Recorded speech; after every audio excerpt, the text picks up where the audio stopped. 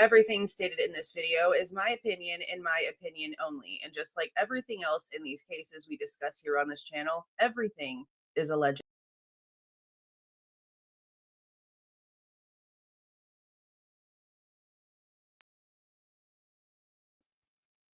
Hi guys.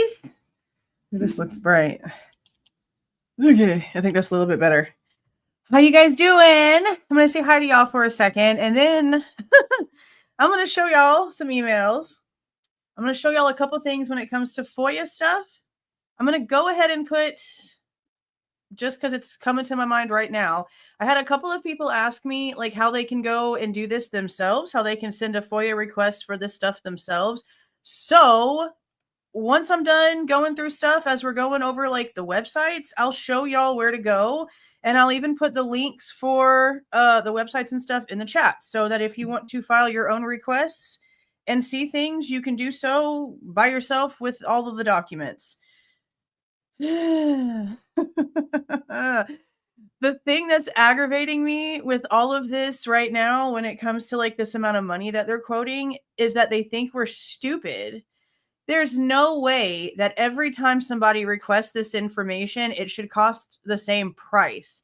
They should find a way to be able to balance the payments out from people, because every single time someone asks for this, it's not having to be re-redacted. The man hours are not having to be like re-spent doing the work. You know what I mean? Like, the hard part only has to be done once, and then it becomes a file. And I have asked this twice today, and they are just dancing around and not getting back to me with a direct answer. Well, I say twice today, but once last night pretty late, and then again today after I got the letter about the $20,000. I even gave them an example in the freaking email, okay? So I'm going to show you guys that. We're probably not going to go over any interviews and stuff tonight. I know that I said I was going to do that here soon. I don't know what time I'm going to be done with an appointment that one of my kids has tomorrow. We might go over them tomorrow night if nothing becomes suddenly unsealed. But I'm going to get caught up. There's been some just things. So I need to catch up with everything. But all of those documents were, to me, more important than what the interviews were, because in the interviews, what answers do they have? Okay. What answers do they have? The only reason I want to even go back over them now is because there's been, I think, like two that have happened that I haven't watched yet that I want to watch like all together, but just to like hammer down on the fact that they have no answers about anything. So then I think back to like the price that they're trying to tell us, and I'm like, what are we going to be paying for? You have no answers to anything. You have no connections. You can't give us any details on anything. So what am I paying for? You know? So yeah, we're going to get to all that. Hey, I've got something to say. Yeah, exactly. They're out of their minds. Like, I knew that like the videos and like certain things were going to cost money. Like I said, though, like I've done this now. I mean, it's coming up on 3 years. The situation with Kylie Rodney's anniversary is like tomorrow.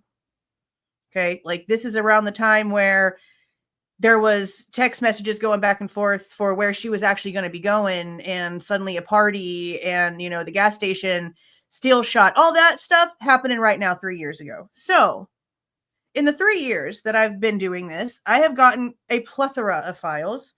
Just in the Kylie Rodney case, I got files.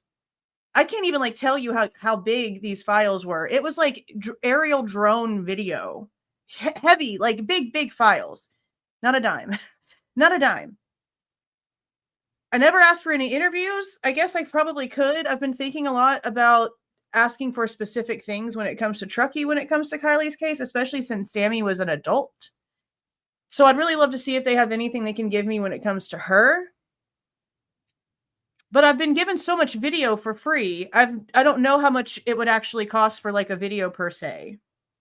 But I knew that eventually prices were going to have to happen, because again, there's no way that like I've seen all of these people say that it costs all this money for these records, but then I'm like, well, I haven't had to pay anything, so I'm not really quite sure what's going on. But then I know whenever Delphi ended, I know that there was a huge panel of creators that got on there. There was Runkle of the Bailey. I think Andrea Burkhart was on there. Bob and his wife, I think, from Defense Diaries were on there, and a couple other ones that I didn't recognize, but also a couple like YouTube creators that had been real heavy into Delphi. They did like a panel fundraiser, and it was like over 10,000. I don't know the exact same. I don't know the price exactly for Delphi, but I know it was some grand. I know it was some grand. So I don't know how this is going to work, because I also feel like a lot of the stuff that they give us in the request is useless. And I even said this to ISP when I responded back to them about something. I was like, the only thing I don't want are your media requests. I do not want half of the files that you send me to be everyone else just like me asking you guys for information. I could care less. That's a complete waste of time, both mine and yours. And that's really just not okay for the taxpayers that y'all are sending us all of these media requests. I don't care that Mike Baker asked you for the same information that I'm asking you for. I don't care that JLR or Bullhorn Betty or News Nation, I don't care that they're asking you for info, bro. That's not what I'm asking for. So I don't know why Moscow and Pullman have done that. So I made it very clear to ISP, stop that shit. I don't want that. Don't bill me for man hours for you going and grabbing all of the damn, hey, we want some files from your system the same way that I am. No, like, what are you doing? I don't know why they feel like that's necessary, but I made it clear with ISP. And whenever I finally get one into like the feds, whichever way that's going to go, that's the only one I can't show you right now. I think I might have an email where I tried to send something. I'll look for that here soon, but I'm pretty sure that it was like way before anything. And I don't think I have anything officially in with them. So that's like the one I really can't just like show you, but I'll show you like all the rest of them, all the other websites. Also, where Latah County has some stuff. Hey, Hope. Let me say hi to y'all real quick, because I know that like I need to say hi to y'all first, because some of y'all got in here like really, really early. So then we'll get back to this stuff. Hey, Jen and James. Hey, Patty. Hey, Steph. See, right there. Right there. This kind of crap right here is where mainstream will win, because they've got the check. Like, they can just go swipe a damn credit card or do whatever online and make that payment. Like, honestly, several of them probably already have. And they're just waiting for everything to be redacted. So then it stands the same thing. If MSN or the New York Times is going to pay $20,000 for you to sit your butts down for a couple of hours a day and redact all these files, why am I going to have to pay that $20,000? And why is the guy before me and the guy after me that all came after that first work going to have to pay that same price? Because it's not like we're all not going to ask for Dylan's interview tapes. Okay. That's the example that I gave them. So I'm like, okay, so say it's like $250 worth of work and redaction work, okay? But then the next person asks for it again, and it's now just a saved file. Am I going to have to pay the same $250, or does the price now change because the work's already done? That's where I'm at. This right here is where mainstream wins. Mainstream wins right here. Yeah, I mean, they still have the stuff that's public, but like, there's so much. Like, there's stuff from the reports. There's the interview videos, again, with Dylan, the one that they did with Bethany, the ones that they did with the friends about Kaylee having a stalker, the ones that they did with Emily, the ones that they did with Maisie. Like, there's video. On top of that, like, this is Moscow PD's investigation, right? So I also said this to them at one point today. Something about how, like, okay, like, you're saying that, you know, all these other things are with all these other agencies, but isn't it y'all's investigation? So wouldn't anything that they did come back to you because it's y'all's investigation? So why are we having to go to all these different agencies if it's y'all's investigation? Why don't you have everything that was done because it's your investigation? You know what I mean? I'm trying to just be a real smart ass, because this is stupid. And I will argue back. Like, I can't like throw lawyery stuff in it, because like I don't really care about any of that. I really more like common sense type thing. So no, like, you're not gonna like just sit here and pretend like all of this is normal and okay. This is stupid. It's your investigation. Now, if you don't have anything, then just admit that you don't have anything, because it wasn't your investigation. That's why the prosecution didn't have half the shit that Ann Taylor wanted, because it wasn't the state of Idaho's investigation. It was the Fed. It was a federal investigation. I don't care what anyone tries to say. They did everything. They did literally everything in this case. And I love whenever Dollinger keeps coming out and saying crap like, oh, we knew, eventually we would have gotten to him. Really? Show me one piece of evidence that y'all had about Bryan Kohberger before the 19th of December. I'll not wait because I know it doesn't exist. You've already proven that. So how do you possibly think? You've already done the cell phone thing. He didn't show up on the cell phone thing. You've already looked for the car, and the cops where he lives done passed the car up. You had nothing. So what makes you think that you were going to eventually get to him if you did not have the IgG work? If you would have left him with Othram, maybe. So maybe you need to question why couldn't Othram get to that resolution so quickly? I really want to know how that went down. Was it an executive decision from inside Moscow PD, or was it told to Moscow PD by the FBI to take it back and give it to us? That's what I really want to know. Whose idea was it? Yeah, I don't know how much the ISP stuff is going to cost. Videos, videos, photos. Literally everything that's not black and white text. Look how many terabytes or whatever of data there was in this case. There's so much information, but I just don't know how much of it is useless information.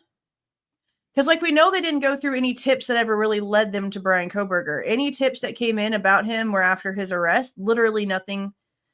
Literally nothing.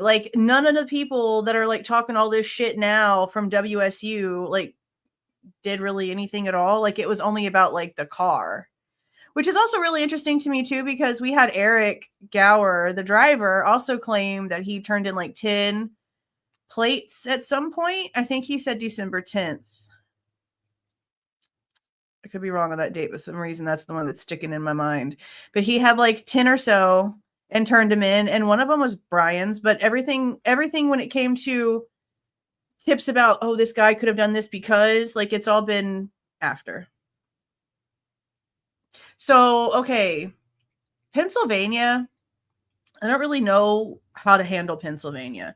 Let me go ahead and show y'all those emails real quick, since that's the comment right here. So let me show y'all. So I think I talked about this the other day because I did get something back from Monroe County, but it was just his jail paperwork.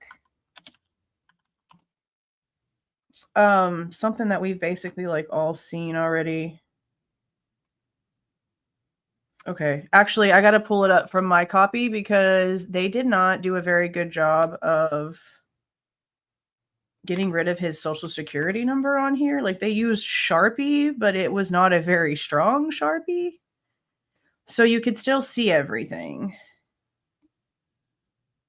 So this is what they sent me when I FOIA'd Monroe County. Ooh, no. See if I can get this bigger.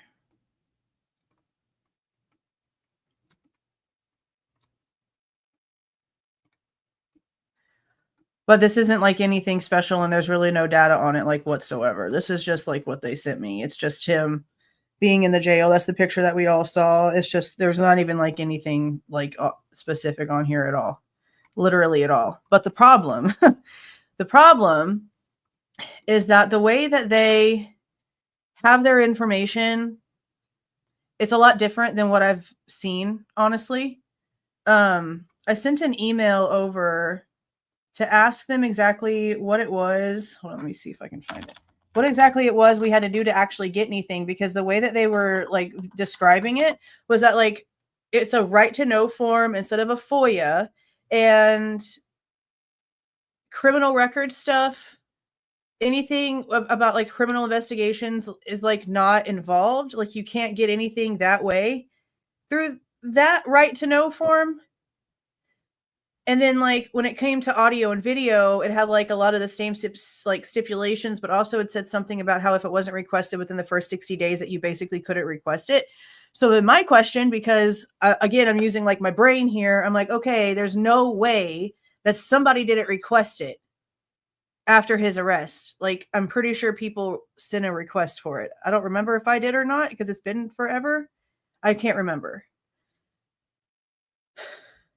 There's no way that within that first 60 days, somebody did not request that. So since one person had to have, that means it's a saved file, right? So just because I would maybe request it like after that 60-day period, couldn't I still get it? Because there's no way that it's not a saved file. Like why in the world do I only have 60 days to get audio and video? That's a wildly short amount of time. Okay. So then it said something about how if you wanted to file a civil subpoena to the court to get criminal history stuff, like on this, like whatever they did when it came to the operation that they put together, this is how it would have to go with like Pennsylvania State Police. You could file a civil subpoena, but it pretty much had to be done like in person because it had to be domesticated. And I don't know what the frick that means. They sent me like some laws to look at the first time. And it's like rule 5331. And it basically just like describes what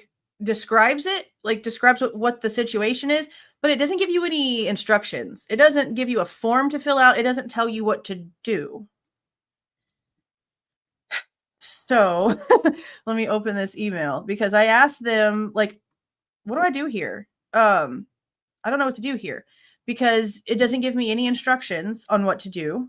And I gave them a pretty lengthy, email. It's not going to really let me get it any bigger than it already is. But yeah, like there's like all this red tape that you have to go through with Pennsylvania.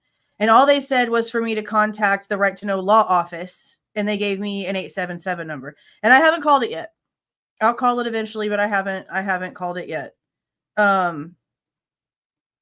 So yeah, it's not like I can just file the form the way you can with Monroe County, the way that I got this one, or like we did with Latah, or like I've done with Pullman. It's like a whole thing. And I think that some of that is because they do have this website, I'll give this to you guys in case y'all don't have this one. This is the Monroe County Commonwealth, where they have a lot of the stuff from the very beginning. But it's like there was nothing after they moved him to Idaho, and then there was nothing again until we started getting some of the subpoenas for witnesses. Other than that, there's nothing here.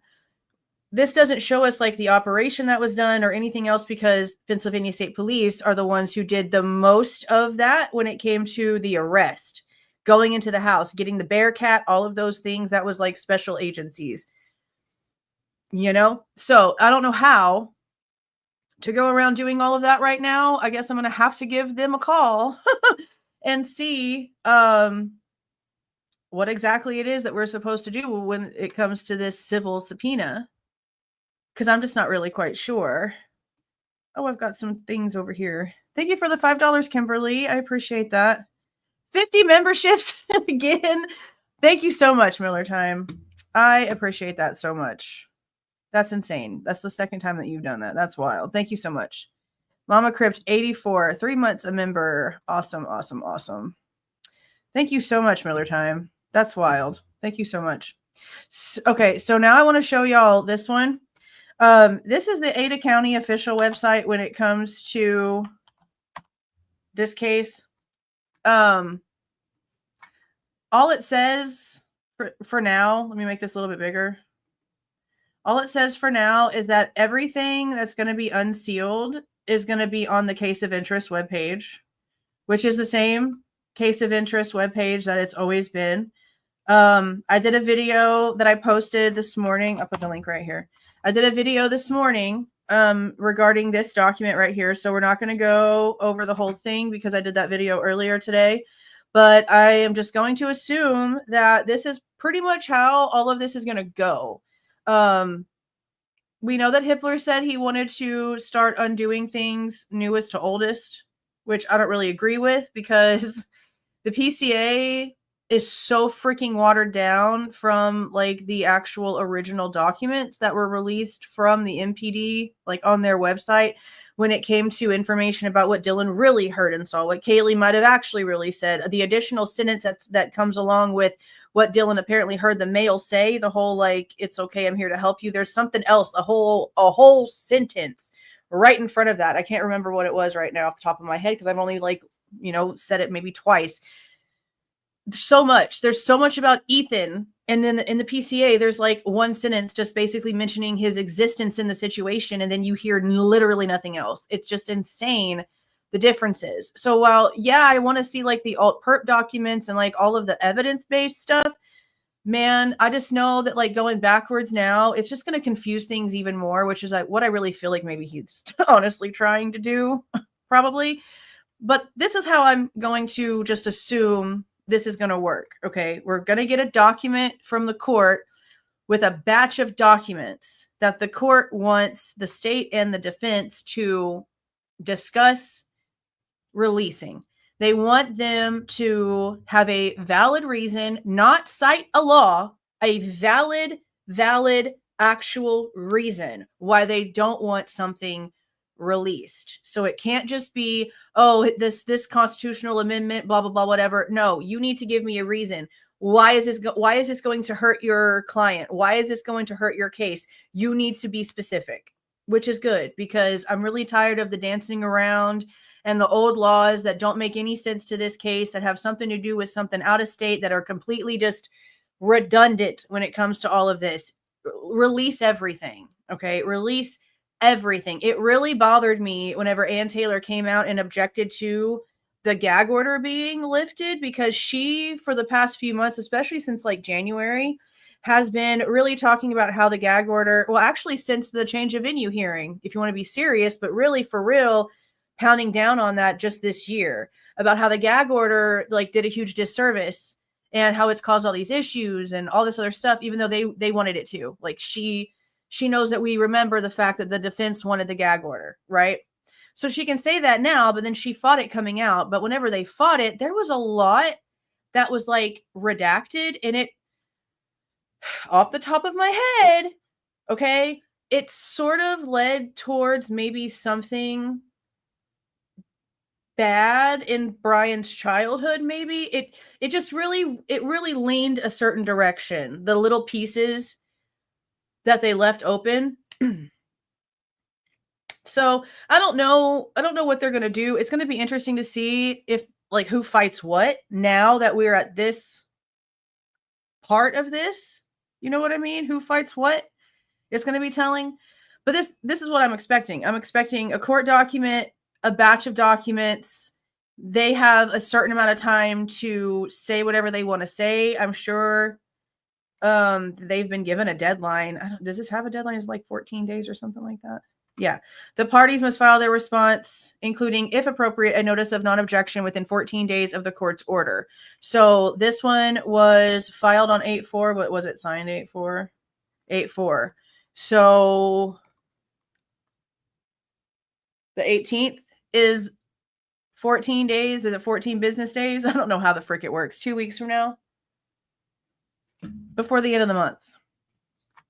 Last week of the month. For them to say anything. I just don't know what all they're going to argue. And I also feel like there's some things missing. Like whenever I did my video, I compared it to the case summary because they're in order that way, just like in oppositional order. But there's a lot that's like in between this stuff that I don't know why it's not showing up on here. It's like he's just like forgetting that there's other stuff, or like thinks that we're not going to like ask for the rest of this stuff. Because like they have all of the like the no contact orders and stuff like that, but there's like a bunch of just stuff in between.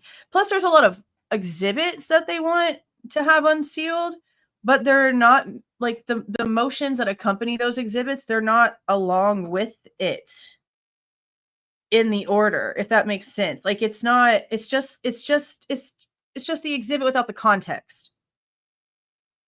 And if they just release the exhibit without the motion or like the argument on both sides, then how are we supposed to know why this exhibit is even in here and what it means? Like, the context is important, and they're missing a lot. Like, there's a lot just like in between. There's a lot in between. So I don't know how that's going to go. If they're still going to like have missing pieces, I don't know how well that's going to work out. So I guess we'll see. Okay, so let me show you guys this real quick when it comes to Latah County. Okay. Latah County, which I didn't know until today. Okay. I wasn't aware that Latah County had posted anything on their website. I didn't think to look there. I've always just like, I have a FOIA form like saved to my computer for Latah County. So whenever I refile or whenever I file anything with them, I just pull that up and send it to the email on the form. So I never really ever pay attention to the website.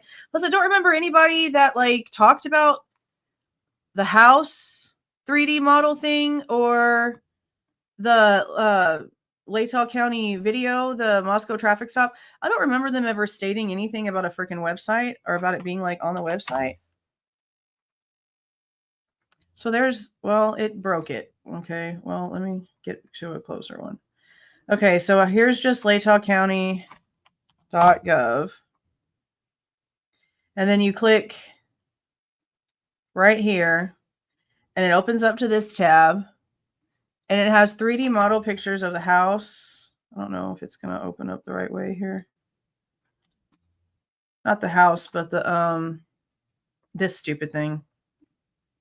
So this is where they're getting them from. Is right here. And then if you go back, if it'll hurry up. Here's the traffic stop, the video. But then they also have like a copy of the little ticket itself. They just have his stuff sort of like redacted out of it.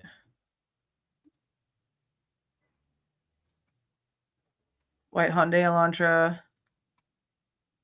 It's just the $10 ticket. Like, this paper probably costs more than this ticket costs. It's so ridiculous. The only other thing that they have on here is like the supplemental or whatever, like the report from the officer. It says, I stopped the vehicle for speeding 42 miles per hour in a 35, which is wild that it's a whole nother number, right? Because I think Kohberger said that he was going 41 and then the cop was like 43. So was it 43, 41, or 42? You're still pulling somebody over going 42 in a 35. You get bored. I mean, I don't care that it's overnight and you need to do like tickets.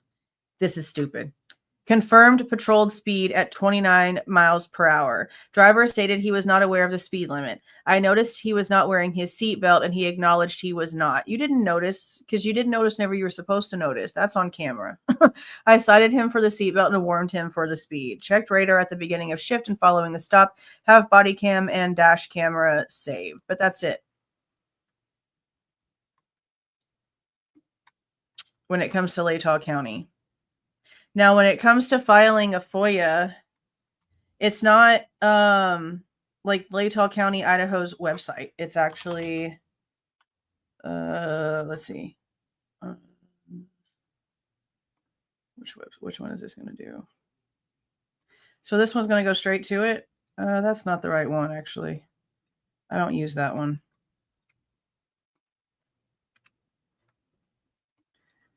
Okay.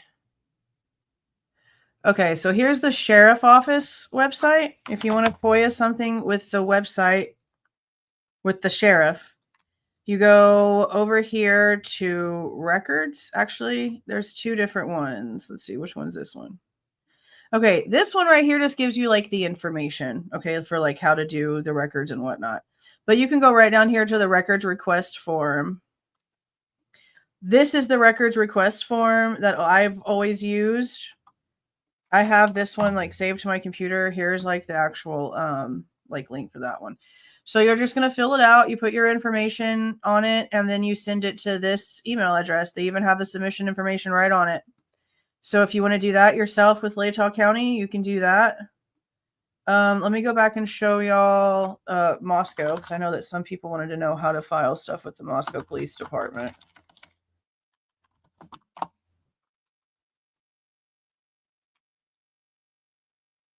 Let me see where it's at real quick before I show you this, because I always forget like the buttons. I think it's services. How do I? Okay. I don't know. Did I put this in the chat already? I'm just going to put it in again. Okay, this is the PD website.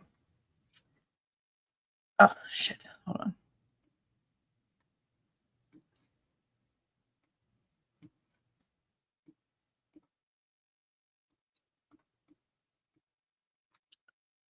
Make this bigger.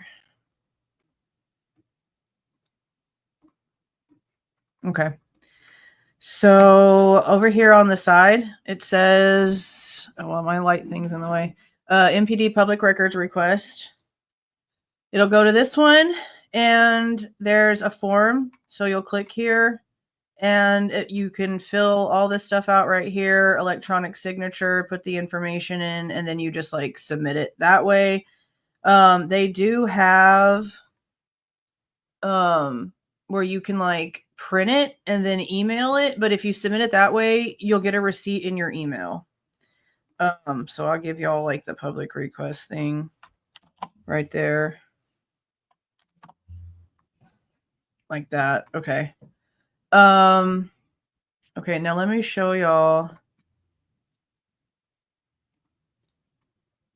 records. Let me show y'all these emails, because I want to show y'all the letter where she told me and what, like the whole thing behind the $20,000 thing.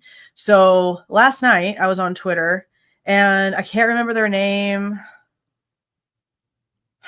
Shit, I knew I should have like screenshotted the name. I can't remember who it was. And honestly, it doesn't even matter, because the way that they shared it didn't even make any damn sense. So they had like a snippet, and I'll show you the snippet because I'm going to open this email. They had a snippet of the letter that I got that showed the 20K, but it wasn't the whole freaking letter. It was like just a snippet that showed the 20,000. Let's see, will it show? Okay. Share this tab. This was on Twitter yesterday, last night. And it just shows like the 20,000 and how it's like whatever. It doesn't even show like the whole freaking message. So I'm like, okay, well, this doesn't really help me at all. So I'm just going to ask the freaking question myself. Okay. So I sent an email last night, see, at 11:34 p.m. my time. So I have a question regarding pricing for the entire case file for the homicides at 1122 King Road and the arrest of Bryan Kohberger. I am aware redactions are needed and it will take time, but that only has to be done once, not for every single request. Attached is a photo of what the person is claiming to be an email response regarding this, and they are claiming they were told $20,000 because it would take 300 hours. As you can see, the way they are sharing it doesn't display the entire email, which prompted me to just ask myself. This would include whatever you haven't released via the web page, reports, video, and or audio of any interviews with anyone that has spoken to that was spoken to regarding this case, literally everything. When it comes to evidence, how does that work since this case went to Ada County and things are being unsealed in bits? Say I went to FOIA, all video canvas video that was used to prove it was a white Hyundai Elantra that was circling around King Road. Anything from Taylor Avenue, Linda Lane, 1112, 1118, if there is any, because I've always wondered, is there no cameras at the Shark Tank house like where Xana used to live? I feel like the way that King Road used to sit and the way that that 1118 and 1112 sit, that technically 1118 is closer in proximity. Like if you look aerially, it looks closer. So I've always wondered, like, do they not have cameras at 1118? We never hear about 1118, so I wanted to just include it just in case. That's why I said if there is any. And then any other video of the white car, including Ridge Road and any of the marks from the self-authenticating evidence. For example, when it states a white car is driving south on 95 between 9 and 9:30 a.m. that same morning, I'd like to see whatever is attached to that. Also, when it comes to the IGG work, since there was not only ISP and author, but also the feds working on the DNA, would they all need to be FOIA'd for that info since it was y'all's investigation and you should have everything? We should just FOIA Moscow? This is a very complicated case, so any input would be helpful because I'm not wrong. This is their investigation. So anything that was contracted out should have come back to you. Okay. So then they confirmed that this was real. She said, the snippet of the cost letter you were referring to is for a request that was made asking for everything the city has in regard to the Kohberger case. For requests that have specific items, the requester will receive a cost letter for each record requested based on the time to search and retrieve it. Review it for exempt information and redact it. You will need to make requests to each agency for their records. If you have specific records in mind, please reach out and I can help you figure out which agency the records belong to. Well, I might ask if I feel the need to, but I kind of sort of get where everything is, but this is where my issue lies. Okay, so can you give me an estimate? No, I said, so this is a legit response. Interesting. So can you give me an estimate for how the videos work? Say I would like to see the interview videos for Dylan Mortensen. Example, someone requests it first and the redactions and man hours are put in to gather everything and place it for a response. They pay $250 for the interview videos because of all the work done. Say several more requests come in for the exact same thing and the work was previously done. So now it's just a saved file with the proper redactions ready to go. Will it be the same $250 or does the price change? I'm trying to understand how this works because the work only needs to be done once. I hope this makes sense. Well, they didn't give me a response on this one. This is whenever I ended up getting the letter. So let me open the letter and I had to redact it first because my address and stuff is on there my channel address and stuff is on there that I just don't want to give it out just yet. I use it for businessy purposes and I'm just not comfortable giving it out yet, but there's a PO box for the channel. One day I'll let you guys know all about it, but just not yet. Anyway, this is it right here. Is it not showing up? What is happening? What's this one? Okay. This is it right here. So I did not get a response to the email. I got sent this letter and this is where it shows, there's an increased volume of public records requests. Oh, no shit. So that's kind of my whole point. You're basically proving my point in this letter. If you have 1,000 million requests coming in, you only have to sit your butts down and do the redactions one time. So why are you charging everyone max price? Why isn't there a way to spread that out? Because I know that it's supposed to be per page and whatever, but $20,000 whenever we know everyone is going to be asking for this exact same set of information, you're going to get 20K times 20,000. I mean, how many news stations are going to request the information? How many people are going to want this information? I mean, how many people can actually afford this information? Come on. This is stupid. But this is where it says right here. Your request is for a substantial number of records that will generate a significant cost to you. We are unable to provide you a detailed cost estimate at this time, but based on the broadness of your request, it will take more than 300 hours of city staff time to process and will cost you in excess of $20,000. And they want it all up front, or they want half of it. We are requiring a deposit of 1/2 of the estimated cost in order to begin review of your request, with the balance being due prior to the information. So if I were to magically poop out 20 grand, I would have to send them $10,000 first before they would give me anything. Yeah. That is wild. That is actually insane. I mean, I knew that it was probably going to be a lot of stuff, but yeah, exactly. It probably will be. It probably will be. Okay, so let me see if there's anything else on here that I want to show y'all when it comes to requests.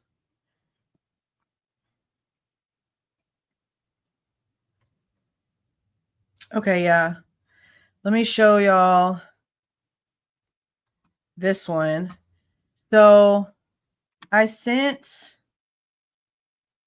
something to ISP asking for stuff. Now, y'all seen the way that I do my FOIAs. I always say any and all, and then I give big descriptive things. I give the names, I give the addresses, I give the dates. I'm very specific in what any and all I'm talking about. I've never had an issue. I've never had anyone push back. Okay. Pullman, Moscow, CHP. I've never had anyone push back because I do all of this detail while saying any and all. Okay. they know what I'm talking about. But for some reason, ISP wants to play like I'm not being specific enough. Bullshit. Yes, I am. You're just trying to be stupid and difficult. You know exactly what it is that I want.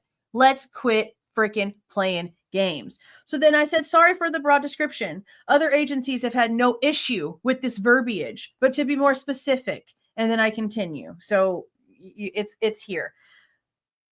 Annoying. But I basically said like the same thing.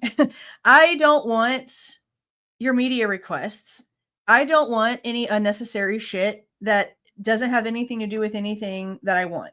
So then after I sent them the one on the screen now, they sent me back another request, like another answer telling me that now I have a security key and now it has a request number. So I guess me going on like in novel form and giving them everything basically like the way that I already had it worded was fine. But they wanted they wanted all this descriptive shit. I mean, look, it literally goes like from here all the way to here. Like it's a novel. It's a novel. It's got case numbers, literally dates 11:56 a.m. Moscow, Idaho time, 11/13/22 to present day. Like they wanted specifics. I gave you specifics. But when it comes to what they're going to give me, I have no idea. They haven't told me if they're even going to. So I don't even know. I don't even know. So this is the one that I ended up getting from Latah County. This is how I found out that there was like the website. That stuff was on the Latah County website. I didn't know that. All the stuff that I have been looking at all over the place, no one has said anything about anything being live on the Latah County website. So this is the response that they sent me from Latah County. I have like 5 of these open. Okay. Hold on a second. I need to get, okay, this is the one right here. Okay. So dumb.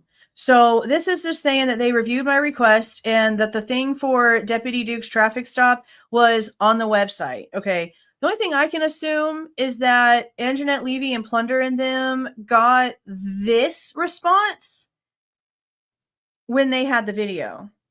That just means they had their requests in like way before I ever did, which is like, yeah, makes a lot of sense because they always FOIA stuff. I don't even know when I sent mine in. I think it was 2024. It wasn't like earlier on. It wasn't like early on because like I didn't do FOIAs. Like this is a more recent thing for me too. Like I did Kylie Rodney's FOIA stuff and then like a couple of like personal things when it comes to like my uncle's situation and some stuff when it comes to the big case I've talked about in Kerrville that I'm going to be covering here, but whatever. This is a little bit different. So they didn't get the video like sent to them. They got an email stating it's on our website. That's what ended up happening. Now, then I said, any reports regarding help lent to Moscow PD with the homicide investigation at 1122 King Road. And that's whenever they were like, oh, if it belongs to other agencies, you have to ask them for that. But I'm not asking for their paperwork. I'm asking for whatever's on your end. When it comes to any other agencies helping you, I want the stuff that's on y'all's end when it comes to what was said to them, the reports that were made. I want y'all's end of that conversation. So that's just, to me, you're diverting a little bit in whatever. So then when it comes to, this is where I'm aggravated because there's all kinds, there is all kinds of channels that go over Gypsy Rose's emails, the phone calls that she was having with all kind of people. Then we have that Deadpool killer guy. I know that Melissa goes live and talks about his case a lot, Melissa Jade, and it's emails and phone calls and all this other shit. They're not going to release that right now, if ever. I don't know if we're ever going to get anything when it comes to his communications.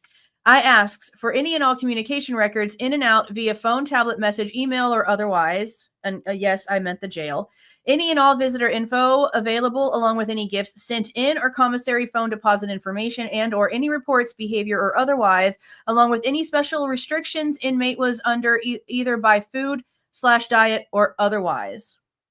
Tell me why the frick they pulled the HIPAA card on me like I'm stupid, okay? Somebody requesting a certain diet is not a medical condition. Being a vegan is a choice, okay? That's not a doctor prescribed situation. So me asking if he was actually on a vegan diet doesn't fall under HIPAA. Okay. And that's what they're trying to pull here. Next, when it comes to any reports about behavior or otherwise, that's not HIPAA either. That's you telling me if he got in trouble for anything and a report was written up. How is that HIPAA? How is that a violation of HIPAA? That's not a freaking violation of HIPAA. So then when it comes to everything else, it's like, release of these records would constitute an unwarranted invasion of personal privacy pursuant to blah, blah, blah, blah, blah. Okay, will the other states do it? Since when are conversations with somebody who is in jail a privileged thing and goes against privacy rights whenever all this other stuff is out there? So they're like not going to like give it out. They're not going to give it out. At least not right now, which is insane. I don't know why. Because again, how many other cases do we have this stuff? Yeah. Let me see if there's anything else that I had that I wanted to show you guys, because I think that's actually it. HIPAA does change a lot, but I work in that field and it definitely doesn't have anything to do with whatever I just asked for. That's absolutely wild. That's not, if it has nothing to do with medical care, medications, anything, whether it be counseling sessions, like stuff like that. I don't want to know if he saw a freaking therapist. I want to know if him and another inmate got into like an argument and somebody had to get in trouble, like a timeout, because that's what they do. That's what I want. Like, yeah, it's just absolutely dumb. It's just absolutely dumb. Right? It's because of Hitler, not HIPAA. Not according to the situation. According to what his father has been going around telling people, he's a vegan because he wanted to lose weight. And he just stuck with it because it worked. He decided to do that when he was 14. It didn't have anything to do with any medical stuff. At least nothing that they've said anything about now. They just don't release jail calls in Idaho. They have the jail calls to his moms that are in the court record, the only ones that are that will be released. Yeah, but is it actually like a call that's attached to the court record, or is it just like mentioning how he only ever talked to his mom? I don't know if they actually have. Did they have? Oh, you know what? I think I'm seeing the paper in my brain. I think you're right. Yeah, there was like messages and calls. Yeah.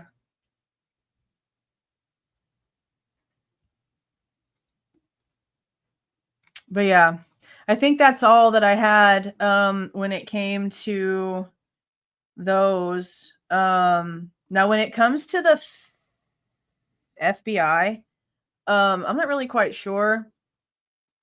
I know that it probably goes by like a field office.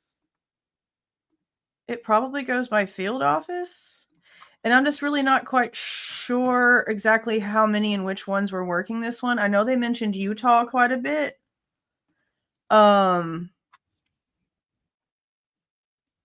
Yeah, that's what I'm asking for. Like anything with the tablets. But see, that's the thing though. That's the thing though. Are they technically the jails to give, or do they have to be requested like a different way? Like I know that, the jails technically at the end of the day have control, but isn't it technically like Securus or Getting Out or some shit like that? Like isn't it technically like ran by a third party? So do we have to request it with them? I don't think so, because the way that Gypsy Rose's stuff came out was like a straight up FOIA. I'm pretty positive.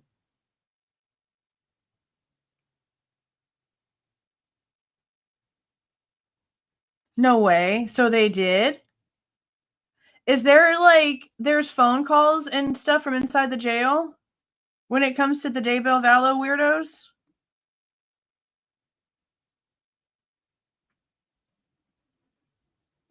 Ask for a fee waiver? They won't. $20K, they ain't not gonna try.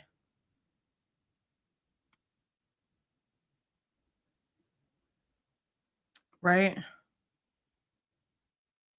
Yeah. I remember him saying something.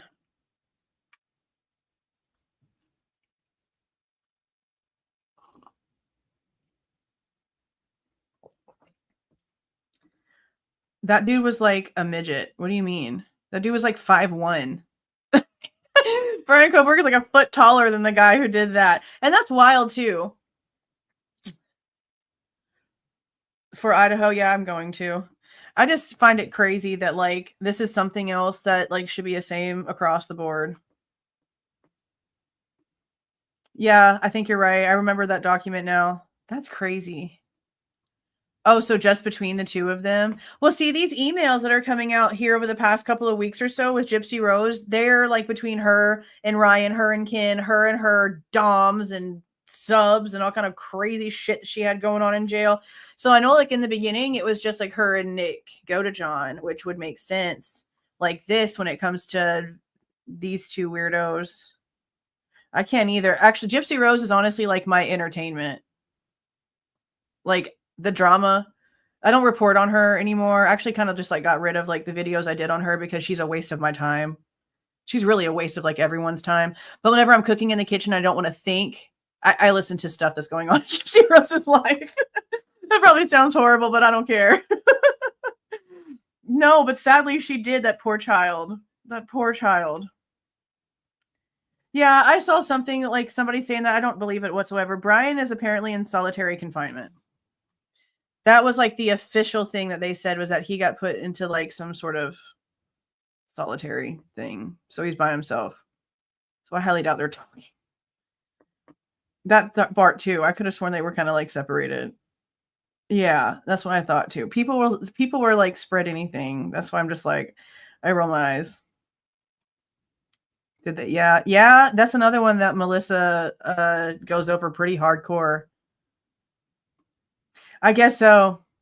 She a whole mess. Plus, it helps that she's, like, apparently from Louisiana, and I just look at her dad, and I listen to how they talk, and I was like, ugh, it's like everything that I was married to. I guess it's just, like, my hate watch. Yeah, Conspiracy, she's my favorite when it comes to Gypsy because she really, really, like, gets a lot of details. So I usually just go and see, like, let's see what she posted today. So I don't know. But yeah, I guess I'll try tomorrow to look at some of the stuff when it comes to the federal stuff. I just don't know exactly like what field office. I just don't understand why we have to do this. I don't understand why it has to go to all these different agencies. I don't care that they helped with the case. If it belongs to Moscow PD, then everything should be with Moscow PD because everything should have been handed over that was done. Like the fact that it's all over the place, like what was the bulk of this ginormous like weight of evidence that they handed over to Ann Taylor to basically drown in if we have to go all over the place just to get the information? That part right there. That part right there. The mainstream is gonna probably that's what I'm saying, like, they probably somebody already cut that check. Like, either News Nation or the New York Post, somebody cut that check already. Yeah, I'm sure somebody did. Yeah, I like her. Conspiracy. A lot of people say that you have to unsubscribe and resubscribe and then re-hit the bell again in order to make your notifications work for some stupid reason. I don't know why. It's absolutely dumb. Absolutely dumb. I guess that's pretty much it. I don't think there's anything like brand new happening. At least not right now that I can think of. I know that Chronicles of Olivia put something up about her and Steve Jr. and I could care less. I couldn't care any less. I care so much it's like negative. I just don't care. Yeah. Wait for the Netflix series or some show. I mean, they're come on now. Come on now.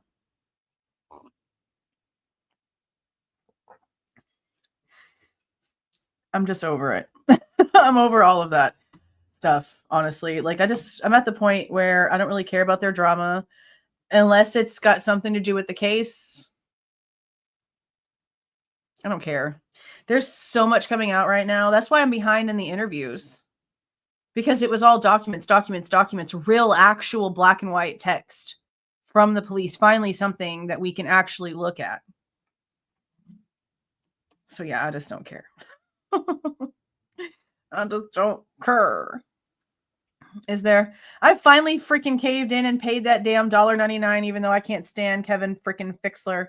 So I'm going to go back in and I'm going to go look through some of them, because I know that there was one that he did where he gave some additional information about the interview that he did with Bill Thompson. I mean, he's not really saying anything, but I still am trying to keep track of everything that's being said. So I went ahead and paid that $1.99 for the first 3 months so that I can go in and see what's being said. Plus, there's a panel that the Idaho Statesman did. It was like everyone that worked on getting information for the case. I don't know how many of you already saw it. I have it recorded, flipped in with the filter on it in case I want to do like a live stream and go over it. I might just go in and see like if they said anything different or important instead of like going through the whole thing, because it's like 54 minutes. And with us stopping and talking and stuff, that turns into like 3 hours super fast. So I don't know if I'm going to do that. There's a couple of like small things when it comes to the interviews, but I know that some people want to go over them live, so we're probably going to do that too.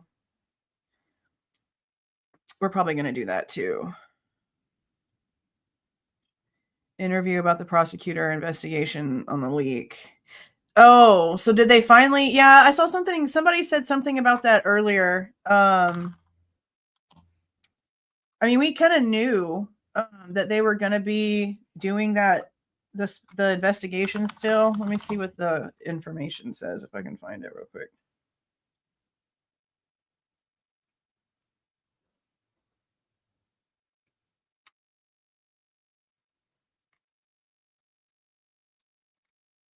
It's in here as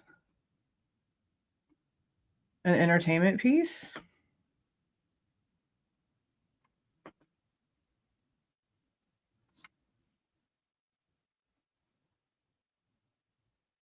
Case leaks. Here it is.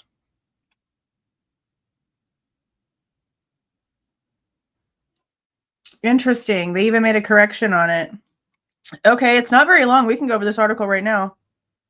And I'll just clip it out and make it its own little video and post it at some time tomorrow. Let's see. Let me get this scooched it over. Is that the biggest it'll get? It's just, well, okay. What in the frick? I did not change that page. I suggest you get it together. Okay. There's a correction on here. So I really wish that I would have, seen what they had said. Because now it's been corrected, which is super interesting. Let me put this right here so that Kevin can't say nothing to me. Kevin, we argue on Twitter, bro. So I'm just going to leave that alone. All right. Kohberger case leaks. What happens to Idaho's special investigation? See right here, it says there was a correction. It says this story has been updated to remove details incorrectly attributed to the Dateline episode on the Bryan Kohberger case and to include comment from NBC News. So I really wish that we knew what it was that they took out. Okay, a controversial episode of NBC's Dateline about the Bryan Kohberger student murder case aired just before his planned trial remains at the center of a court-ordered special investigation into suspected leaks even after the killer pleaded guilty and is serving life in prison. The defense requested an investigation in June, with prosecutors filing a motion in response the same day, according to a case summary records log. The defense requested an investigation? That doesn't make sense. So I just went to the next article, the one that he had like connected to it, and he updated this July 3rd. I don't remember the defense being the ones that requested this. I could have sworn that the first time we even heard anything about this was straight up Judge Hippler's order regarding the state holding everything, because the state had a letter putting like all of the weight on them for what happened here. And then the next day is the one with the defense that was written. I don't know if this is accurate. I don't know if the defense asking for this to happen is accurate. Unless there was something that was said like ex parte, maybe, to the judge. Maybe.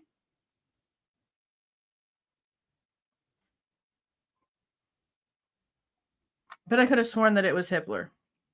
And that's the first time that we heard anything about it. Okay.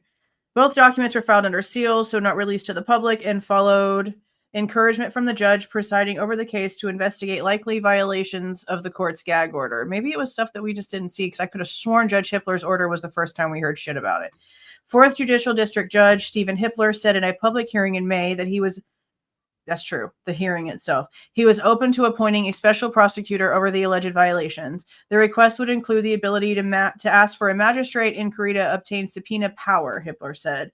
After Hippler lifted the gag order and Kohberger, 30, was sentenced to consecutive life terms for killing 4 University of Idaho students, lead case prosecutor Bill Thompson and former Moscow Police Chief James Fry confirmed in interviews with the Idaho Statesman existence of the special investigation into the evidence leaks. In the 2-hour episode, Dateline cited sources close to the Kohberger investigation and revealed previously undisclosed details, some true, others not. A lead investigator in the Kohberger case also told the Statesman. Why can't you give the name? Payne? Thompson and Fry both said they supported efforts to discover the source or sources of the case information in hopes of seeing them prosecuted. That inquiry is ongoing even after prosecutors closed the case of the murders of the U of I students Kaylee Goncalves, Maddie Mogen, Xana, Kernodle, Ethan Chapin, Thompson said.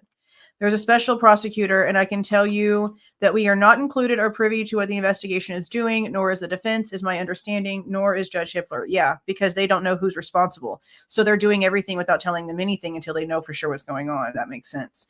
It's been overseen completely independently, and whatever the investigation is doing is confidential. That's what we were instructed by the judge. Yeah. Unless charges are eventually filed and someone prosecuted for suspected violations of the gag order, the public is not entitled to information about such sealed legal proceedings. Funny, because Delphi let us see all the stuff when it came to that leak. So if they find out who it is and decide not to prosecute, we'll never get any information, is basically what they're saying. Beautiful. Hippler indicated he believed the perceived leaks came from members of law enforcement, which fell under the prosecution's responsibility not to violate the gag order, which prohibited statements about the case outside of court. Exactly. He put all the weight on the state. But the judge walked back that suggestion in his order that denied the defense's request to delay Kohberger's trial. Well, yeah, which was odd because he came at the state like pretty heavy. Like he was angry whenever he was telling them this stuff at the hearing, and the way that he like didn't even bother to write one up for the defense. He only wrote one up for the state and didn't even bother with them. Like he had nothing in his mind that it had anything to do with the defense. And it's not like they're saying that it did. What I want to know is why Ann Taylor hasn't come out and given any sort of statement. Like she's given a letter. I think the letter was sent to Idaho, the Idaho Statesman itself. Like I saw it on Twitter, and it just basically says that they're not in a position to like speak right now. That's why I'm really hoping they file an appeal, because if they're not going to file an appeal in the time that he has to file an appeal, then why aren't you talking? That's like the only reason I can think for why they'd be being quiet, because like in the letter, it's something about how Bryan is still in their best interest right now, like doing everything they can for him. So I don't know. I just feel like that would really only be doing that if they, were planning on doing something else with the case. I don't know. The whole thing is just so stupid. Like I get like your standing silent thing, but you kind of like broke that whenever you pled guilty. So you need to come out and like make a statement, Taylor. Okay. It could have just as easily come from someone affiliated with Kohberger's attorney, Hippler wrote. That would include dozens of experts hired to assist in his defense. I'm having a hard time thinking that it was one of the investigators or somebody in my office who had access to all that material, Thompson said. I guess anything is possible, and if nothing else, I'm hoping that the investigation will be able to shed light on either eliminating or inculpating whoever is responsible. Fry rebuked Dateline and called the decision to air the Kohberger case episode unprofessional. It's Dateline. What are you expecting? He raised concerns that disclosing previously unknown evidence on television could have changed the outcome of the case. It didn't go to trial. Y'all won. Number one, it should have never gotten into their hands, so somebody obviously messed up there or didn't mess up and did it intentionally, Fry said in an interview with the Statesman. But I still would like to believe that if you're a professional organization, you'd say, we're not going to take a chance even for a click or even for viewing. Well, a professional organization, like, who's a professional organization? Mainstream is not professional. Dateline is the one that ended up with like the information, and they're really not professional either. They are all about how dramatic they can make something sound because the truth isn't dramatic enough for them. They always have to enhance it with their own bullshit. Dateline got some facts wrong, lead investigator says. The Dateline special, which NBC broadcast on May 9th, just 7 weeks before jury selection was set to begin, included a raft of new details about Kohberger and the murder investigation. It remains available to watch on Peacock. Is it going to let me? Because I tried this, and it told me it was not there.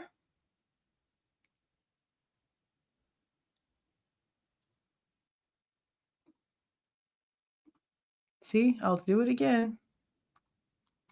It was over here. Share this tab instead. Watch on Peacock. It opens up to this website. Okay. Click it right here. It's not there. And like I showed this in my thing, but then somebody else said in the comments that they had gone in and they had been able to find it. So I don't know. Idaho State Police Lieutenant Darren Gilbertson, a lead investigator on the student murder case, told the Statesman that he watched the episode and Dateline got a few details right, but he said it also had some, including significant ones, wrong. There were some gross inaccuracies and just complete falsehoods, Gilbertson said in a phone interview. Dateline asserted in the episode that Kohberger's target was Mogen. Investigators said they think Kohberger first went up to the third floor to attack Mogen and Goncalves, one of whom Thompson and Gilbertson said they believe was his intended target, but aren't certain if one was targeted. So they don't know either way, and basically just like we do here, they're like, well, we don't know either way, and them acting like it was like a definite is bullshit because we don't know, because they don't have any proof of anything. So yeah. Kernodle then went up the stairs to the third floor and encountered Kohberger, Dateline reported. Gilbertson agreed, though perhaps she did not go all the way, he said, which was determined by what her second floor roommate Dylan Mortensen heard and told police. Yeah, this part right here is actually really freaking confusing because Ann Taylor in court, it was the first time that we'd heard anything about Kaylee going up the stairs and then running back down the stairs. That's how it was said. And in the paperwork, like the reports that we're getting from the Moscow Police Department, it's being told the same way, that it's Kaylee. That it's Kaylee that runs down the stairs and like Murphy is like with her. I don't know where they're getting the Kernodle thing from. I don't know where they're getting that from. For some reason, if it's in a document that we've read, it's not sticking in my brain like all of the rest of this information has. Because Ann Taylor said it was Kaylee. And in the paperwork, it says that it's Kaylee. The only thing that it says about Xana that I can remember when it comes to like before that is that Dylan thought that she heard her crying coming from the bathroom on that floor. I don't remember her saying anything about Xana going up or down the stairs. I don't remember that being in any of the documents. So I don't know where this is coming from. I'm going to have to just look for it, I guess. I don't remember it being there. Kohberger came down after Kernodle, where she fought him in her second floor bedroom, Gilbertson said. Recently released Moscow police report stated Kernodle was stabbed more than 50 times, including defensive wounds. I mean, we know that, but the stair thing, I'm just not really, I don't know where they're getting that from. They like, how would they even have proof of that? Okay. Still unclear to investigators is whether Kohberger killed Kernodle or Chapin, her boyfriend, who was asleep in her bed first. Chapin died from a single wound to his neck that severed his jugular vein, police reports said, but he had more than just one wound. And also had wounds to the back of his lower hamstrings, but those wounds were not carved, as Dateline reported. Okay. That makes Okay, so the hamstring is like the back of the upper thigh area that like connects to your butt muscles, if I'm correct in the way that I'm looking at the skeleton in my old science book. Okay, so the book that Patterson wrote, they keep describing the wounds as on his buttocks.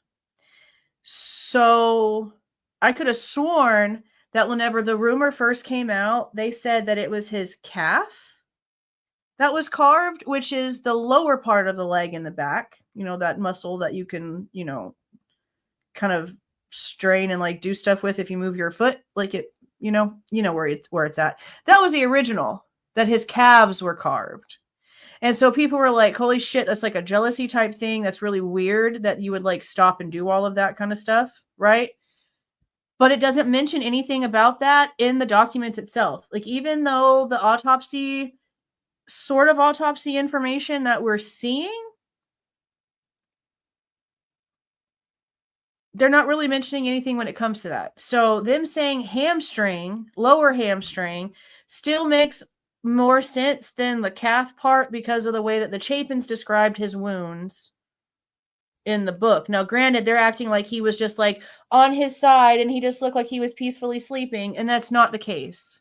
His head was hanging off the bed in between the bed and the wall with the cut here. So he was basically being like bled. People that hunt know what that means, know what that looks like. But his feet were also hanging off the other side of the bed, almost like he landed there, like he was thrown there. If you were laying on the bed whenever you were attacked and you didn't have like any way to like fight or do anything because it was so instant, I don't see how you would have landed in that position with like both ends of your body coming off the bed in opposite sides of the bed. Like that's the visual here, not what they're describing in this book. So I wish they would have had more in the reports when it comes to this, because it doesn't really say anything. We looked for that, and we were even questioning like where's the stuff about his legs? It doesn't say anything about his legs. So lower hamstrings, that makes more sense. And there were wounds, but they weren't carved. So was it like slices, or was it just like cuts? If he was asleep whenever he was attacked, there would have been no reason to injure someone that way. That's what makes me think again that like maybe there was a huge struggle and his hamstrings were sliced so that he couldn't keep fighting. And maybe that's how he ended up falling. I guess they could tell by the spatter. I'm sure they have a report. There was a strike to the back of his leg. Okay, like a slice. Like you would do to like someone's Achilles heel if you really wanted to, because that's a thing. Okay, he said, none of us believe or concluded that there was any other purpose or that he was doing something ritualistic or anything like that. I think it was simply a strike to make sure that Ethan was not going to come after him. But just to, strike to both sides, basically. That's wild. Also, Kohberger, after fatally stabbing the 4 students, did not take a seat in Kernodle's bedroom out of exhaustion, as Dateline purported.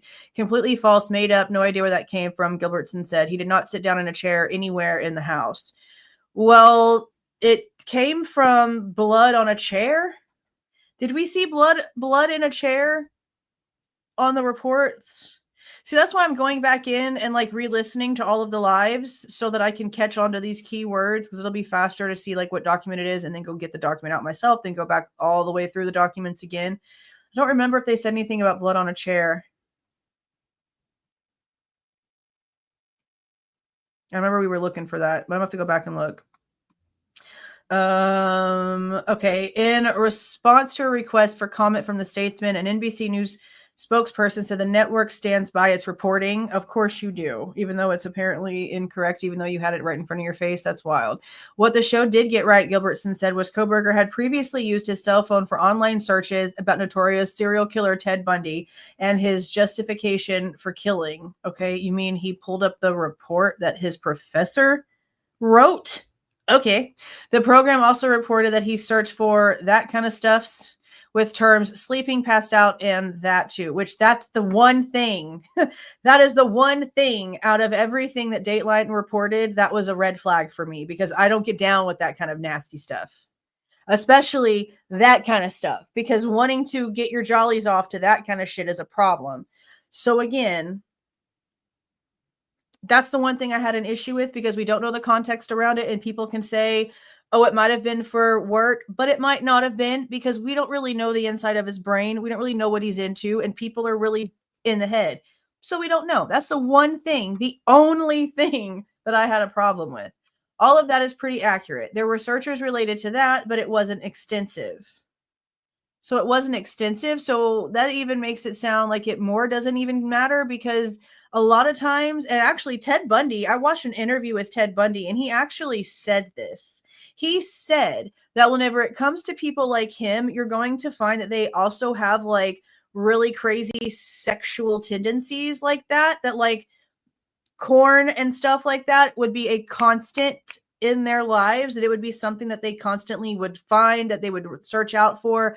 If it wasn't extensive on any of his devices, I guess maybe if he was like clearing search history or whatnot, but if you were clearing all of your search history, then there wouldn't have been any of this on there. You know what I mean? So that sort of takes him out of like what Ted Bundy would consider a prerequisite if it wasn't extensive. That's how I'm seeing that. Okay. There was not anything that led us to believe, okay, he has some sort of weird desire behavior that's driving this. But we also know that he deleted and wiped a lot of his devices. So we obviously don't know what he wiped or what wasn't there. But again, if he's going to wipe his devices, why leave anything when it comes to anything on there? Like, why not just get rid of everything? Kohberger, a Washington State University PhD student at the time, had a number of photos on his cell phone of female college students at WSU and the U of I, which he saved from social media, Gilbertson said. They were mostly WSU students, he said. Yeah, it could have been girls that he liked. I mean, who really honestly knows? It could have been he was, talking to them on a dating app and went and found their social media. Mostly WSU students. He was in that area. I know that a report came out where somebody claimed that they could recognize one of the photos, but what they showed was like blurry, right? Like you could tell if somebody had blonde hair or brunette hair, if the color shirt that they had on, the shade of their skin, like you can see that, but you couldn't see any facial features, you couldn't see jewelry, background, anything like that. Was really, really blurry. But there was a report that I saw, I don't even remember where it was, but somebody said that it looked like a photo that could have been like her daughter and her friend or something like that, because it sort of looked like it could have been them, but I guess we really just don't know. After Kohberger's December 22 arrest and police interview of his cell phone data, which included the images, investigators contacted the women, Gilbertson said. They responded with shock and disbelief, as any of us would, he told the Statesman. You contacted who? The only people that I could have sworn they said that they contacted were the people that he had the 2 IDs for in Pennsylvania.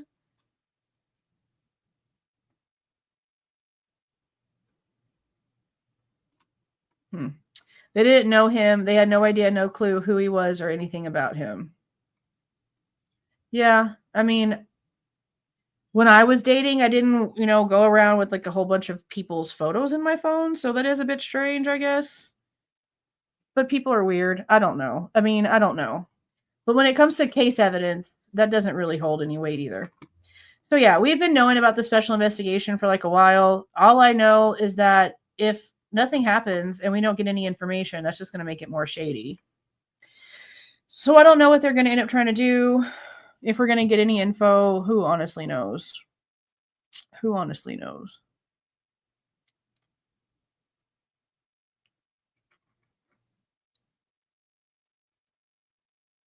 Yeah, I don't bother with none of those apps. None of them.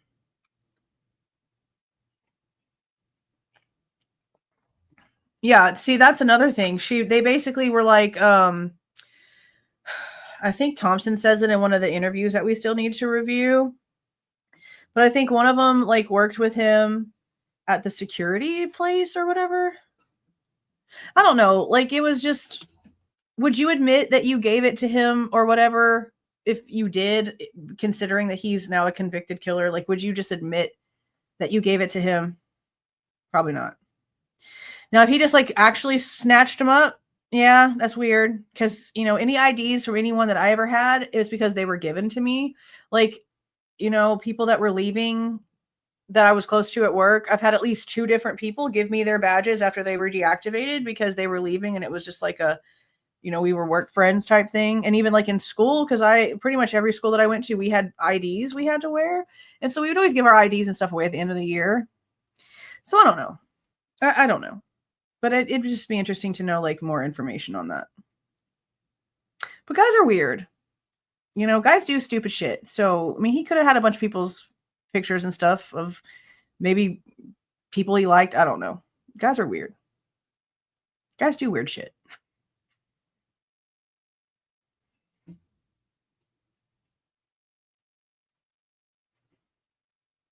Actually, I did in my drawer because if my mom found them, I'd get the ever living shit beat out of me. So I did actually had them in the sock.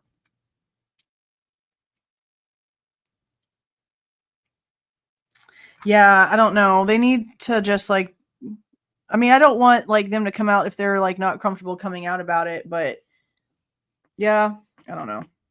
Guys are just weird. Guys are freaking weird. Okay. I think that's it.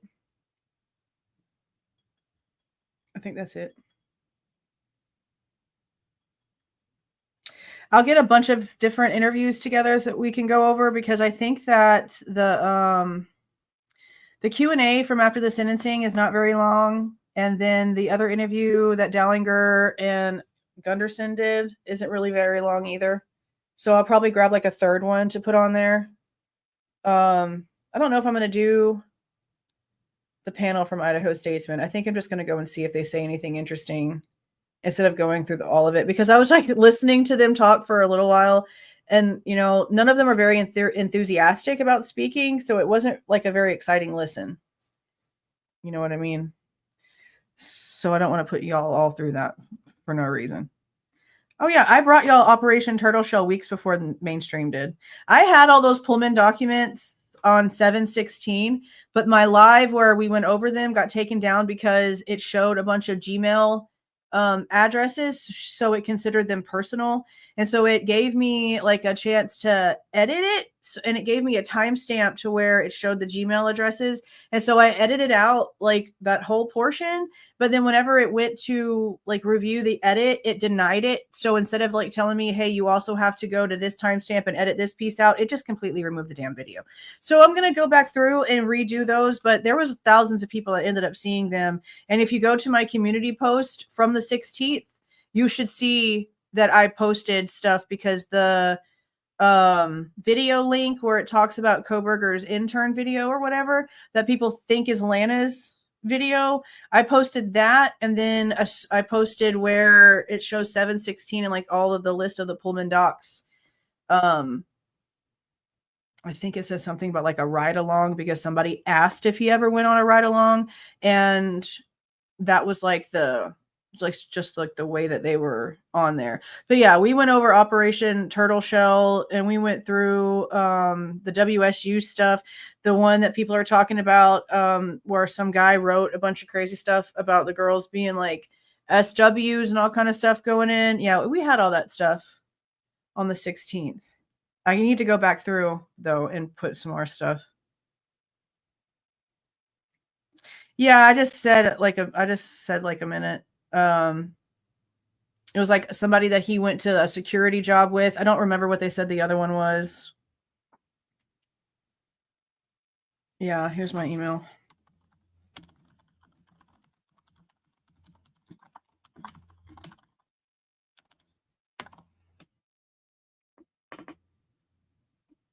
I'll check. I have a bunch of emails I have to like go back in and respond to, but I'll go in and check. I need to sit down tomorrow and actually do that.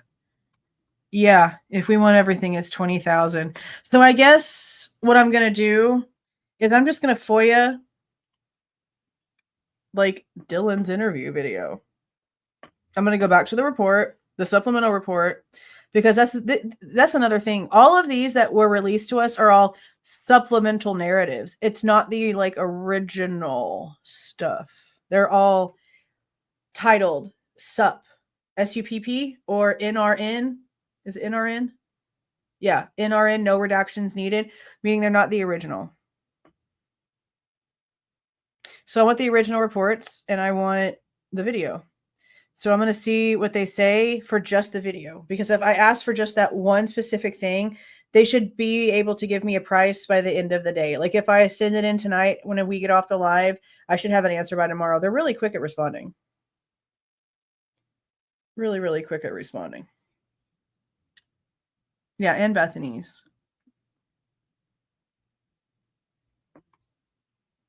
Because I just don't like want but see, the problem with it is that just like with Pullman and Moscow, like I know that a majority of it is going to be all of the damn FOIA requests.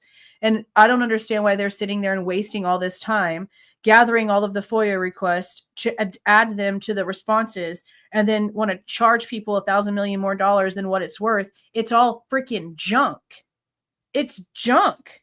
Like for those of you that were here whenever we went through the Pullman documents, that y'all remember how many of them, Mike Baker, MSN, NBC, JLR, Bullhorn Betty, people just requesting information.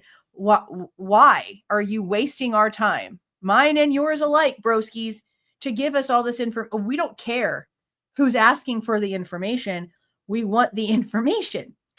So it would take less time and be less money if they would just give us specifically what we're asking for and not give us all of the rest of the requests. It's so stupid. It's so stupid. Oh, are you talking about that chick? Yeah, no, we found out in the James Patterson book that there was like a third person there, but I don't know is her timeline. Because like you said, like I remember them saying that before Kaylee and Maddie got home that night, it sounds like that L girl that left with them to go to the corner club was already back at King Road and watching Vampire Diaries. That's how it sounds. And we didn't know about somebody else being with them at King Road and getting in the freaking car with Eric Gower to go to Corner Club until this James Patterson book. This is the first time I ever heard of it. Then the documents came out and made it very clear, yes, there was a third girl with them. But again, it sounds like that same exact chick was back at King Road and watching Vampire Diaries with Dylan and or Bethany before Maddie and Kaylee got home. So when did she leave the corner club? And why did she go back to King Road if she doesn't live there? Who is she? Yeah, I want to know. I don't know if Ethan ever got the golf clubs back. I know that a lot of people are wondering if that might be what caused the injuries to Kaylee's mouth, the way that it's being described by Steve. Very possible. I don't know a lot about golf clubs, but it seems to be like a big comment. Yeah, I don't know. No one mentions that either. I know. We should probably put it all together. I know that just like mentioning it in passing doesn't do it like any good. You're right. We need to do like a whole thing on what's up with all of that. Yeah, Jenna's boyfriend's name starts with an L too, but there's a girl. I don't know if I'll be able to just go straight to the freaking page. There's a girl. Oh God, don't fall. Oh, okay. There's a girl that went to the corner club with them that night. Let me see if I can find it in the book. Probably not.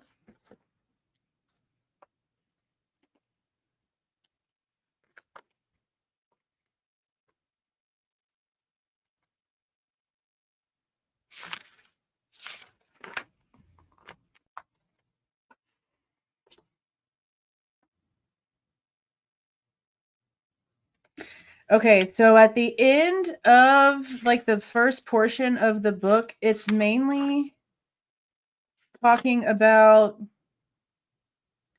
Ethan and Xana's timeline. Because when it comes to like 9:30 and 10 o'clock and stuff like that, it's all about them. So is it after Inception?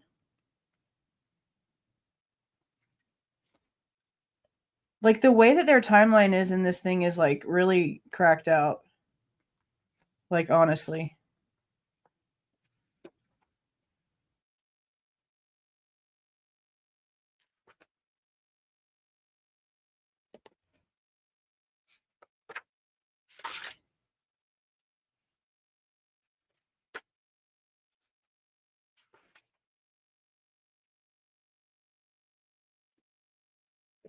I can't find it just off the bat.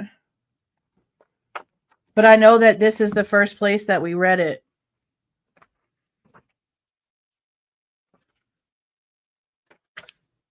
And it was really just wild because how many years how many years did they keep that a secret?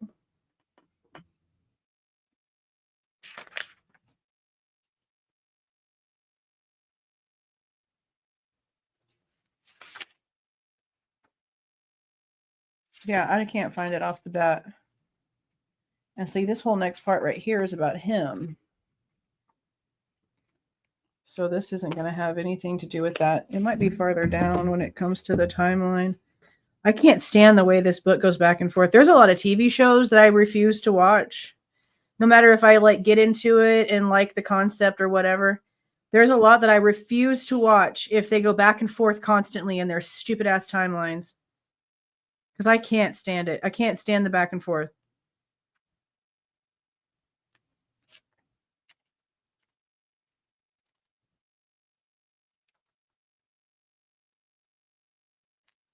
This might have something.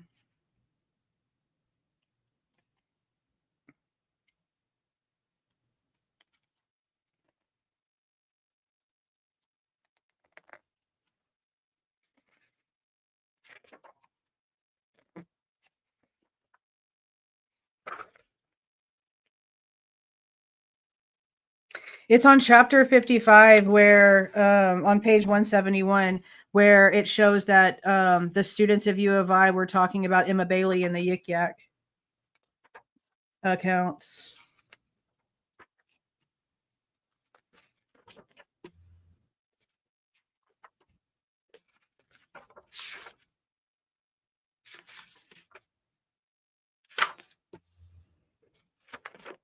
Come on, there's so many damn little mini chapters of nothingness in this whole damn thing.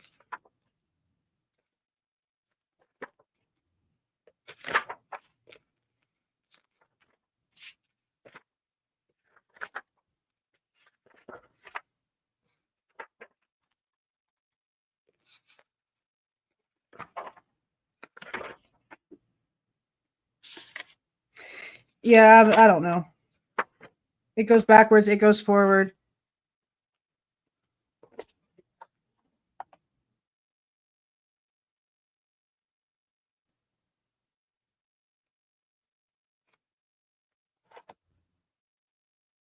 I can't stand the way they did this.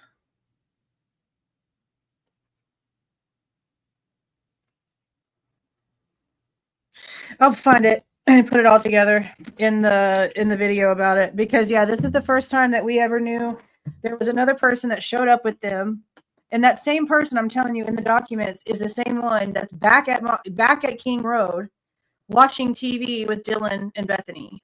And I don't remember if it says anything about what time the person left or not, but that's a really good like point about, you know, A, why did they keep this person a secret for so long?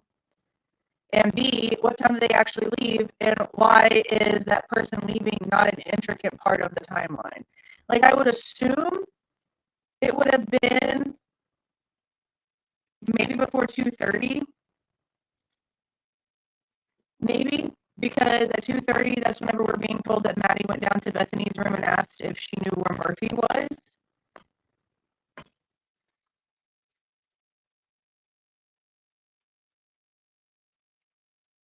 Yeah. We're going to look more into that. I don't know who she is. It is interesting that there was like nothing up until now. It's very wild.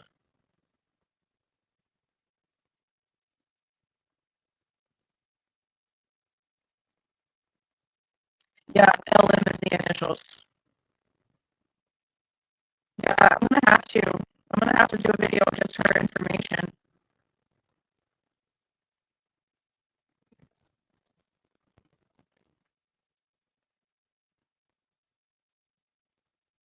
What tactical gloves? What are you talking about? There's never been any gloves found or any, like, outfit that was found.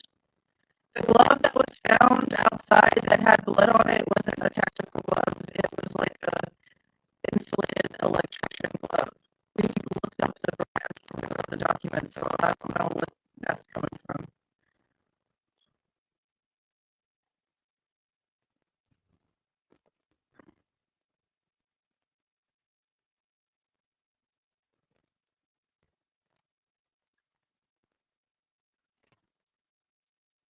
because of 199 backwoods.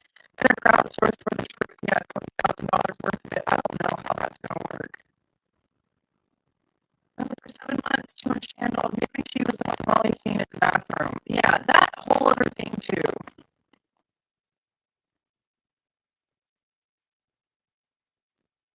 That shit with Molly is the most what the hell thing I think I've ever heard. Like honestly, I feel like out of everything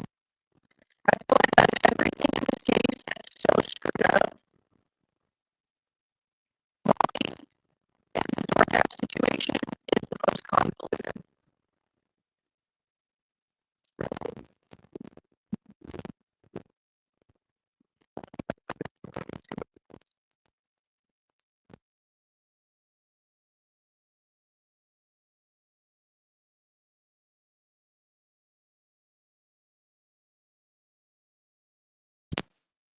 Okay, what about now?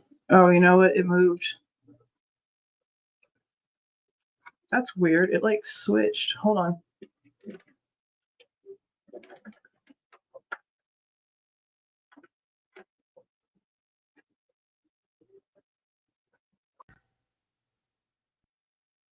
Okay, what does it sound like now?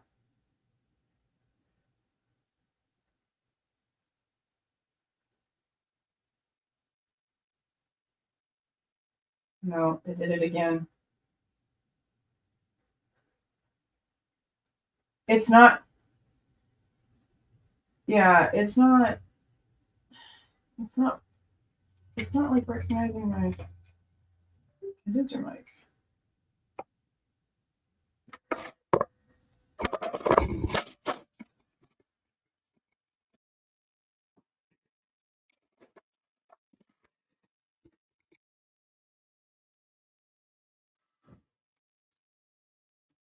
Okay, what about now?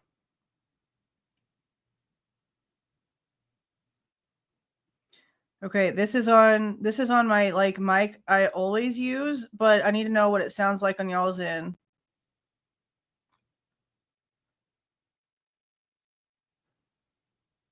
So this it's fine now? Okay.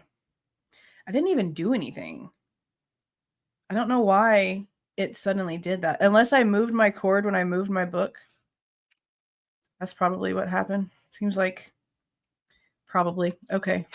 Sorry, guys. I don't know. I'm not very techie, but I'm glad I could figure that out. Yeah, when it switched, like I bought a new camera, which is why like everything back here looks a lot more like bright. I bought a new camera, which is wild because it was only like $54 and it's cheaper than the one that I used to have, but it looks 1,000 times better. Like it looks crispier to me. So the microphone, ever since I switched it, like I've noticed that instead of it instantly going to my default setting for my condenser mic, it goes to the microphone for the camera. Ugh. I mean, that wouldn't shock me, honestly. That's what I said. Okay, I feel like her mentioning the fact that she had a dog is because she somehow had to explain the reason why there's paw prints or paw tracks that lead somewhere around where she's claiming that she was. I don't believe she had her dog with her. The timing of that and the fact that there's like 2:30 where Maddie can't find Murphy. There's all of a sudden she's hanging around longer than she was supposed to be hanging around for being a DoorDasher. And then suddenly the timing matches up pretty perfect for her, like leaving the neighborhood and suddenly Murphy's barking like he was like released and ran back to the house. And now he's outside barking for another 30 minutes until somebody finally lets him in. Like, I feel like it's not so far-fetched to believe that she was there to keep the dog out of the way in some way, shape, or form, because nothing about what she says makes any sense. She's sketchy as hell. On top of that, whenever it comes to the documents that we got, I think was it the Pullman ones? No, the MPD ones. When it comes to like searching for who had a K-bar, there's somebody with the initials MM from Pullman. And that very well could be Molly having a K-bar. So there's that too. And then the fact that she's friends with Bill Thompson, in her initial report, she doesn't say a damn thing about seeing Kohberger or a white car. And then all of a sudden she's getting pulled over and trying to pretend like she actually saw something that she didn't. Everything is just way too sketchy.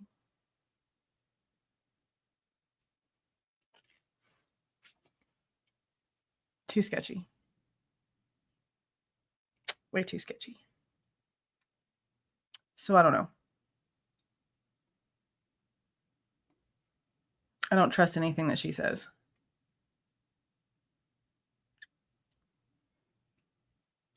Yeah, once she did the same thing that Zav girl did, where they took the nude photos of Gannon's, I don't know how you say his last name, Gannon Stout, and sold his stuff or sold access to it behind a paywall. I don't get behind creators like that.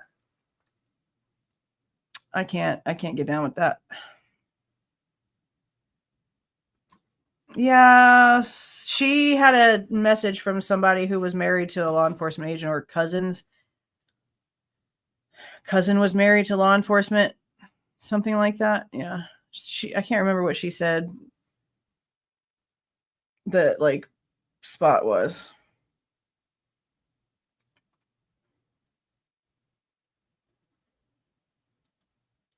So I'm not sure.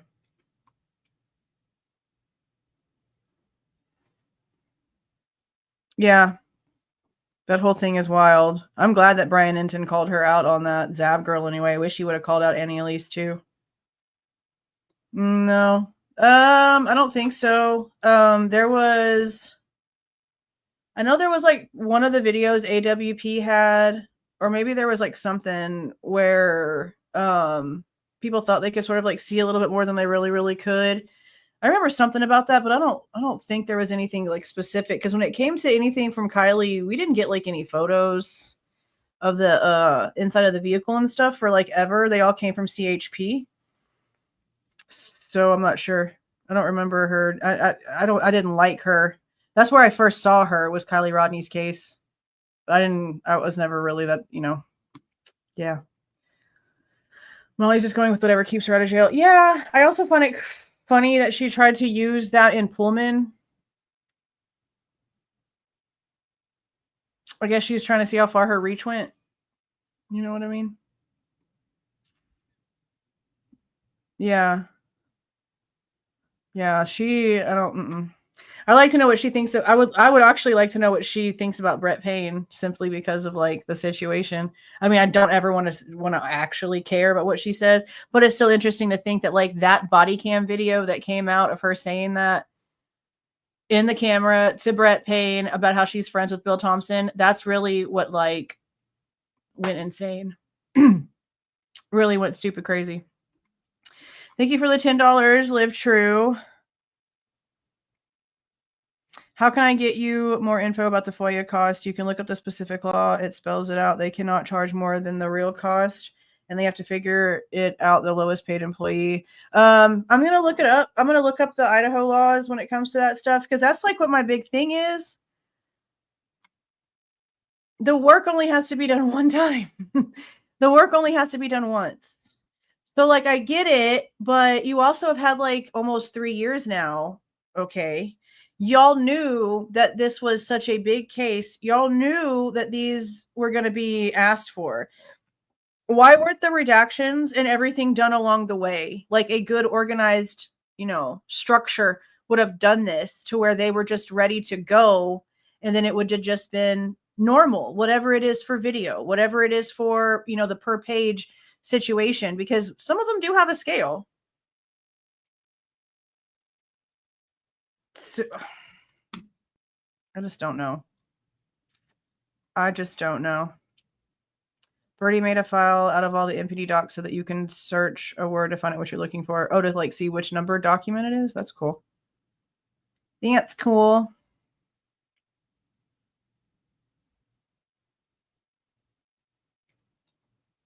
Yeah, because he apparently worked on that one. But doesn't matter, if it's true or not. She's looking at a Moscow police officer while she's getting pulled over and telling him to his face, "I'm friends with Bill Thompson," with a smirk.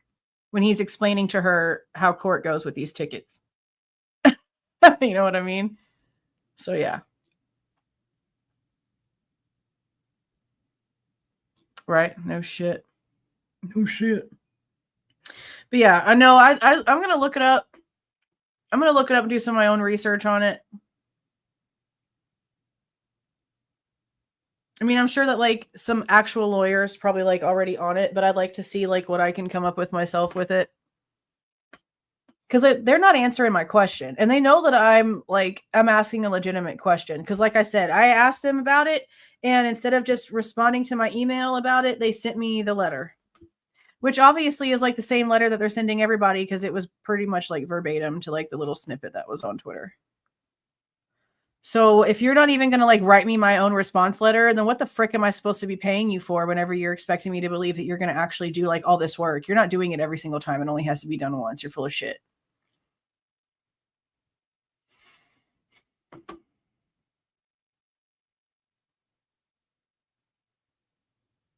Yeah, she a rat. That's what I feel like. She's a freaking rat. There's so much about her. Like, why are you sitting in front of the house for 15 minutes and not asking through the Dasher app, like if you're at the right house? Or why are you not contacting the person that made the order? Why are you just watching somebody dip in and out of their window like a weirdo? Anyway, I'm going to go ahead and get off of here now and make some tea.